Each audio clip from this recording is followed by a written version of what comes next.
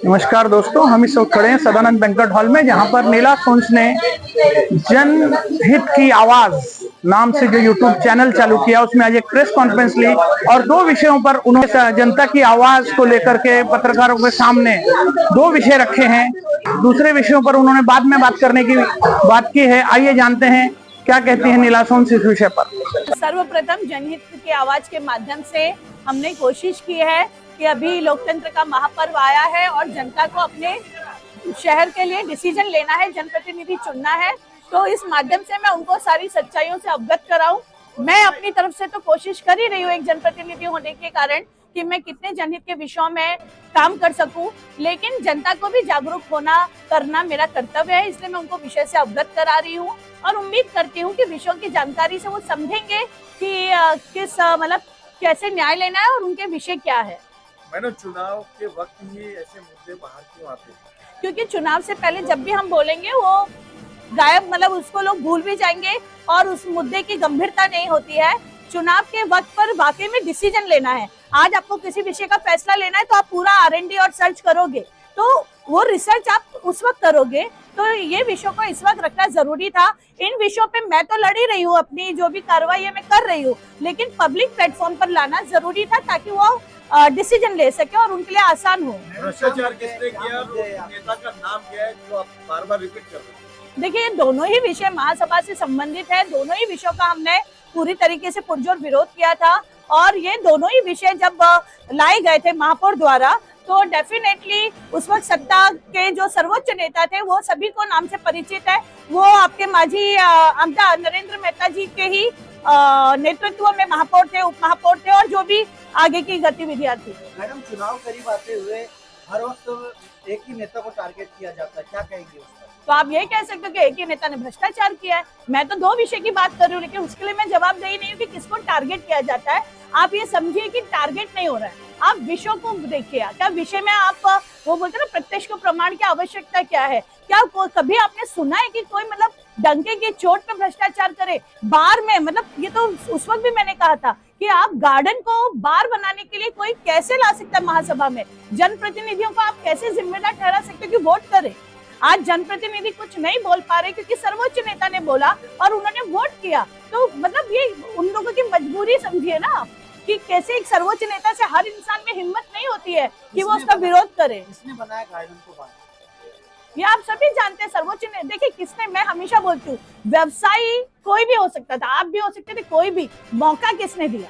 आप अगर मौका नहीं दोगे, अभी हम कई बार अपनी चीजें भूल जाते, कोई ले जाता तो हम क्या बोलते, हमसे ही गलती हुई, हमने बड़ी लापरवाही से अपना पर्स छोड़ दिया था। तो हमने यहाँ पर महासभा में एक ही जन के विषय को 3 बार लाया गया। आप ये कैसे इग्नोर कर सकते हैं? मामले को प्रशासन को जिम्मेदार मानते हैं कि शासन को जिम्मेदार? प्रशासन ने क्लियरली ऑन रिकॉर्ड महासभा में बोला था ये विषय मैं नहीं लाया हूँ। मतलब कमिश्नर जी ने ऑन रिकॉर्ड बोला था ये विषय मैं नहीं लाया हूँ, ये विषय महापौर लाई है। क्योंकि मैंने कमिश्नर जी को पॉइंट टू पॉइंट हर विषय पे उस वक्त भी पूछा था, सवाल किया था, और उनका ये ऑन रिकॉर्ड आज भी रिकॉर्डिंग है कि मैं ये विषय नहीं लाया हूँ, ये महापौर लाई है। देखिए, मैं बट नेचुरली नहीं तो क्यों लाएंगे? आपने मेहता जी को टारगेट करने के लिए कहीं ये सिस्टम शुरू क्यों नहीं किया, जनहित की आवाज? आप ये अच्छा, जनहित की आवाज की आप बात कर रहे हो। देखिए, नेता आज है कल नहीं रहेगा, राइट? ऑलरेडी नहीं है, राइट? कल का भी हमें पता नहीं है। तो बात नेता की नहीं है, बात जनहित के विषय की है। देर आए दुरुस्त आए, और मुझे तो देर भी नहीं लगता क्योंकि आज की तारीख में जनता को विषयों की जानकारी होनी चाहिए। तो मुझे नहीं लगता है कि मतलब ये जनहित की आवाज अभी हमेशा रहेगी और आप लोगों का भी सहयोग मिलेगा ताकि और विषय, क्योंकि मैं भी एक सीमित दायरे में हूँ ना, आप लोगों से मुझे और ज्यादा विषय मिलेंगे और विषयों पे हम काम कर सकेंगे। तो मैं भी चाहूंगी आप लोगों का सहयोग मिलेगा। मैं आपको एक विषय दे देता हूँ। अभी आपको भ्रष्टाचार के खिलाफ में आवाज उठाने की बात कर रहे हैं, विषय हवा में नहीं, पूरे पेपर्स। एक काशी मीरा से लेके गोल्डन नेस्ट तक रास्ते में बहुत बड़ा करप्शन हुआ है, बड़ा भ्रष्टाचार हुआ है, वो बड़ा करप्शन हुआ है। उस 22 करोड़ के भ्रष्टाचार के खिलाफ में आप क्या करने जा रही है? अभी आपकी शायद जानकारी नहीं, तो मैंने अपनी जानकारी नहीं लेकर आया। नहीं, आप लोगों के न्यूज के माध्यम से ये बातें जानकारी मिलेगी, इसके मेरे पास प्रमाण नहीं है। मैंने आपको दोनों विषय जब रखे हैं तो मेरे पास दोनों विषय के पूरे प्रमाण हैं। पूरे तथ्य है, मैं बिना तथ्य के बात नहीं करती हूँ, वरना हाँ दे देंगे ना, उन्होंने खुद कंप्लेंट किया है। मेरी बात सुनिए, प्रमाण नहीं है क्या?